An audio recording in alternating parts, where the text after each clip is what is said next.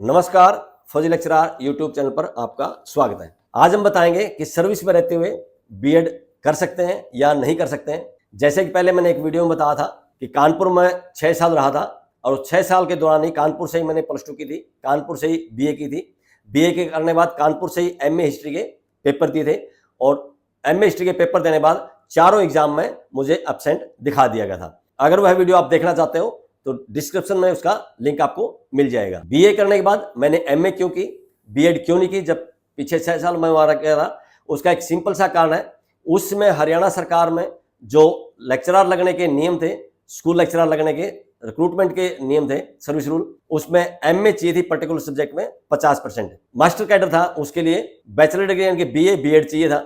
मैंने लेक्चरर का टारगेट करके था, इसलिए पहला मैं एमए करना चाहता था ताकि स्कूल कैडर का लेक्चरर के लिए अप्लाई कर सकूं। बाद में हरियाणा सरकार ने सर्विस रूल बदले थे। 1994 में जेबीटी के रूल बनाए थे और 1998 में मास्टर के और लेक्चरर के रूल बनाए थे, स्कूल कैडर लेक्चरर के। 1998 के जो रूल बनाए थे उसमें भी स्कूल कैडर का लेक्चरर लगने के लिए पर्टिकुलर सब्जेक्ट में मास्टर डिग्री चाहिए और वो भी 50% के साथ, यानी कि उस समय तक भी बीएड जरूरी नहीं थी स्कूल का लेक्चरर लगने के लिए। कानपुर से बदली होने के बाद मैं नासिक गया था और पहले वाली वीडियो मैंने बताया था किस तरह से वहां से मैंने एमए की, फिर डबल एमए की। वो अगर वीडियो देखना चाहते हैं तो डिस्क्रिप्शन में आपको मिल जाएगा उसका लिंक और आप देख सकते हैं। 2001 में दोबारा से फिर मेरी कानपुर बदली हुई थी।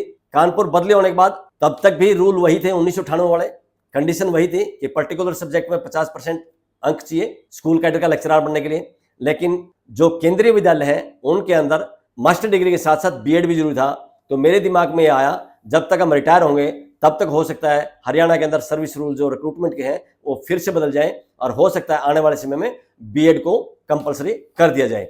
कि कानपुर दोबारा मुझे मौका मिला है, कानपुर में बीएड करना आसान है क्योंकि कानपुर में एक कॉलेज था, इंटरनेशनल कॉलेज, वहां पर इवनिंग क्लास लगती थी और उसकी खासियत ये थी उस कॉलेज में इंग्लिश मीडियम था और इंग्लिश मीडियम कानपुर में ज्यादातर लोग लेते थे, एयरफोर्स वाले लेते थे और ज्यादातर जो एयरफोर्स वाले थे उनको इंटरनेशनल कॉलेज मिल जाता था, जिस कारण से वो सुबह एयरफोर्स की ड्यूटी करते और दोपहर बाद कॉलेज अटेंड कर लेते थे, आफ्टरनून क्लास लगा लेते थे। तो फौज में कोई भी काम करने से पहले परमिशन लेनी होती है, इसलिए सबसे पहले मैंने बीएड करने के लिए एयरफोर्स से परमिशन ली। परमिशन लेने के बाद मैंने एंट्रेंस एग्जाम के लिए फॉर्म भरा और जो हमारा एंट्रेंस एग्जाम हुआ था वो जून 2002 में हुआ था। जो एंट्रेंस एग्जाम था काफी टफ होता था क्योंकि उसमें नेगेटिव मार्किंग होती थी। नेगेटिव मार्किंग कितनी, 2/3 नेगेटिव मार्किंग थी, यानी कि अगर कोई तुक्का मारना चाहे तो तुक्का अगर उसका गलत लग गया तो जितने वो नंबर स्कोर कर रहा था उसमें नेगेटिव मार्किंग कारण वो नंबर कम होकर नीचे आ जाता था, जिस कारण से एयरफोर्स के कई बंदे थे जो कानपुर में 5 साल पोस्टिंग रह के गए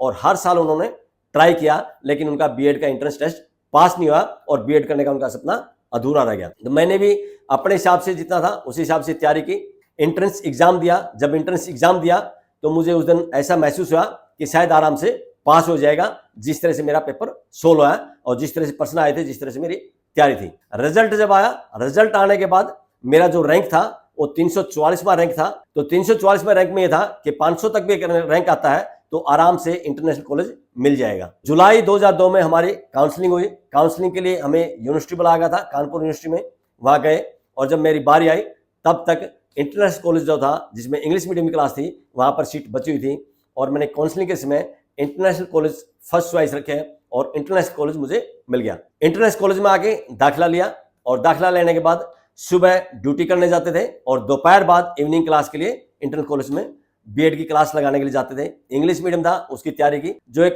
क्लास होते हैं स्कूल में जाकर पढ़ाना होता है उसके लिए छुट्टियां ले ली थी, छुट्टी लेके स्कूल में जाकर पढ़ा दिया था। बाकी फिर एग्जाम के टाइम पे फिर छुट्टियां ली थी। मार्च अप्रैल 2003 में बीएड के एग्जाम हुए थे और छुट्टियां लेकर फिर वो एग्जाम दे दिए थे और बड़े आराम से बड़े अच्छे नंबरों से मेरी बीएड हो गई थी। उसके बाद मैं निश्चित हो गया था कि बाहर जाने के बाद अगर सरकारी नौकरी नहीं भी मिलेगी तो प्राइवेट स्कूल में भी बीएड जरूरी मांगते हैं, तो प्राइवेट स्कूल में टीचर की नौकरी आराम से मिल सकती है। तनख्वाह ज्यादा नहीं होगी, कम से कम गुजारा लायक हो जाए, कुछ पेंशन होगी, कुछ हो जाएगी, आराम से हो जाएगा। 2006 में जब मैं एयरफोर्स से रिटायर था, रिटायर होने के बाद उसमें यहाँ गेस्ट टीचर नियुक्त किए जाते थे, जो कि 2005 से प्रक्रिया स्टार्ट हुई थी। 2006 अक्टूबर में भी लगाए जाते थे, वहां भी मैंने आवेदन किया था। वो आने वाली वीडियो में आपको पूरा बताएंगे कि किस तरह से मैंने कहाँ आवेदन किया या किस तरह से लड़ाई लड़ी, आगे कोर्ट तक कैसे गया। और 2005 की जो भर्ती थी पंजाब यूनिवर्सिटी चंडीगढ़ वाली, उसके बारे में आपको पूरी डिटेल से बताएंगे कि वो मेरिट लिस्ट बनी थी या नहीं बनी थी उसके बाद में क्या हुआ। तो इस तरह से आप जॉब में रहते हुए बीएड कर सकते हैं। आजकल ज़्यादातर जो कोर्सपोंडेंस की बीएड है बंद कर रखी है, सिर्फ एक इग्नू यूनिवर्सिटी है जो कोर्सपोंडेंस से शायद करवाती है, उसके लिए शायद वो 2 साल का टीचिंग एक्सपीरियंस मांगती है। टीचिंग एक्सपीरियंस आप ले सकते हो जब आप कोई जॉब ना कर रहे हो। अगर आप कहीं जॉब कर रहे हैं तो टीचिंग एक्सपीरियंस आपका नहीं हो सकता है। तो इस तरह से आप सर्विस में रहते हुए आराम से बीएड कर सकते हैं जैसे मैंने की थी। वीडियो अगर अच्छी लगी हो तो लाइक कीजिए, दोस्तों के साथ शेयर कीजिए। आज की इस वीडियो में बस इतना ही। ऐसी ही सच्ची घटनाएं देखने के लिए चैनल को सब्सक्राइब कीजिए। बहुत बहुत शुक्रिया, धन्यवाद, जय हिंद।